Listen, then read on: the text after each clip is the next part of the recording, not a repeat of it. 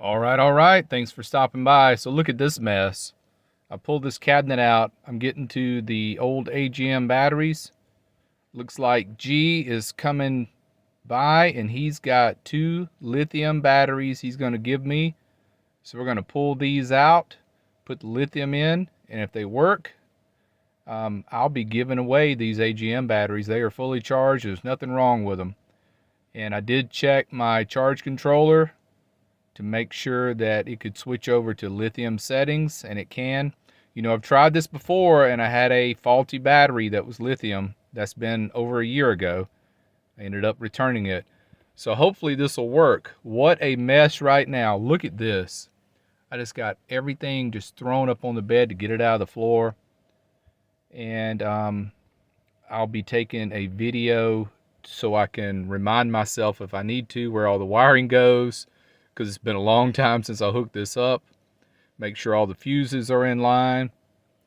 And I'll check back once I get the new lithium batteries in. All right, so this is so I can remember where the wires went. Black's got white tape on it, the red does not. Black's got white tape on it, the red does not.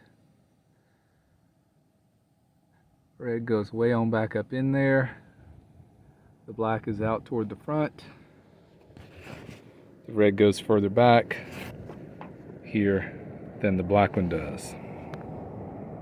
All right, check me out. So this is what G brought to me. 2 100 amp hour LifePo4 batteries.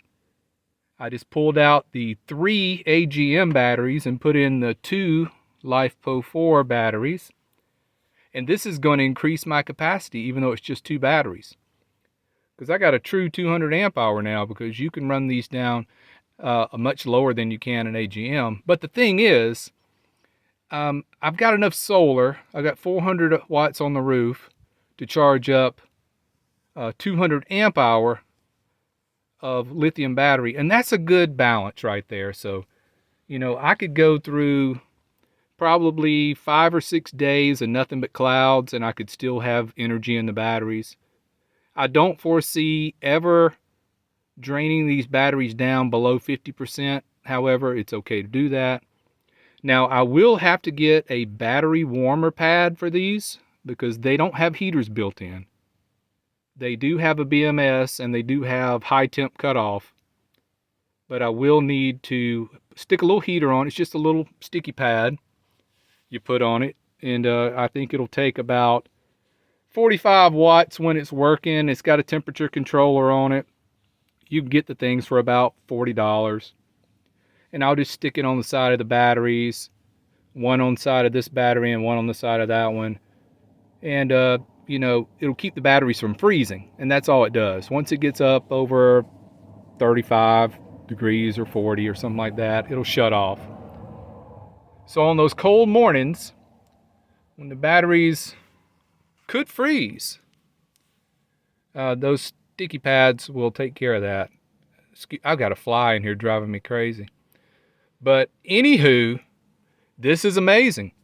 Everything's working. These original existing charge controllers, they're little crappy little charge controllers, but they did have a setting on them. Come on, camera, focus. There we go. So these charge controllers will charge any type of battery. So I just switched it over to the lithium LifePo4 setting, and it's charging up. You can see it. See the little battery indicator clicking? So these batteries have been sitting for a long time, but they still had about 90% charge on them. So it shouldn't take long to charge them up, top them off, and go away, fly. Good grief.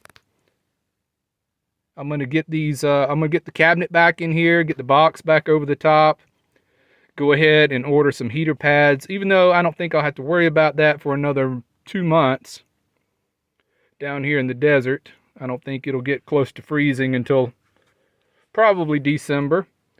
But anyway, go ahead and get them and get it done, because I don't want these batteries trying to charge when the sun comes up. See that fly? I can't even focus on what I'm doing. when the sun comes up and it's really cold in the morning, I don't want the batteries trying to charge, so I'll get the little heater pads. Wow, you talk about an upgrade. It is so easy to hook up 2 batteries, but the 3 that I had are out here. I'll be giving those away. Now, it's very difficult when you go over 2. I think 4 would be actually more simple than 3. 3 was a challenge for me. There's nothing wrong with these AGMs. These are 75 amp hour. That one is 100 amp hour. Nothing wrong with them. So if you're in quartzite and you need some AGM batteries, or maybe it's 3 different people. You know, I could give that one to one person, that one to another, and that one to another. But, you know, I don't want any money for it. I want it to pass it on, as they say. I got a good deal on these batteries when I got them. And I've had them for almost, 2 years, 2.5 years. But I've never drained them down below about 85 or 90%. So there's not a thing wrong with them. They're doing fine. They're functioning fine. The only reason I upgraded is because G had these and he had no need for them. He had used them once, and his camper van build has been delayed by a long time. And he just, out of the generosity of his heart, decided to bring them to me as he was passing through quartzite. But unhooking the old batteries was really tough. Hooking up the new ones was so simple. Piece of cake. I mean, it took like 10 minutes. That was it. You know, I left the bus bars in place and all, so all I had to do was connect 1, 2, 3, 4, 5, 6 wires. The red to red, black to black, and then the bus bar wires, red on this battery and black on that one back there. So it's like one giant battery now. You know, you turn 2 batteries into one is all you're doing. So I had to turn the batteries this way because of the wheel well under there. But I think my box is going to fit right back over that. I think it's going to be okay. I cannot believe how much lighter weight these are. I have saved myself a lot of weight. And I hope it's going to do fine. You know, right now the fridge is showing that everything's good. Focus, camera, focus. It's upside down, I know, but you can see 38 degrees, 13.5 volts. And these say 13.4. Because I know the fridge is actually more accurate than these are. These are not high-end charge controllers, but they last. I've had them for about 2 years, never had a problem out of them. Not a one. And they work, and that's all I care about. They work. When they go out, maybe I'll bite the bullet and get a good MPPT one. But right now I'm using 2. You know, I've got 2 systems on the roof, 200 apiece. And I run 2 systems in. And, you know, the charge controllers, they don't fight each other. You know, they work. They know what to do. And I've been running it this way for years and never had a problem. All right, so now comes the big job of cleaning up this disaster. Got to get the cabinet put back in, the sink put back in, the heater mounted back up, and I'm out of breath. All right, until next time, take care, be well, and smash the bell.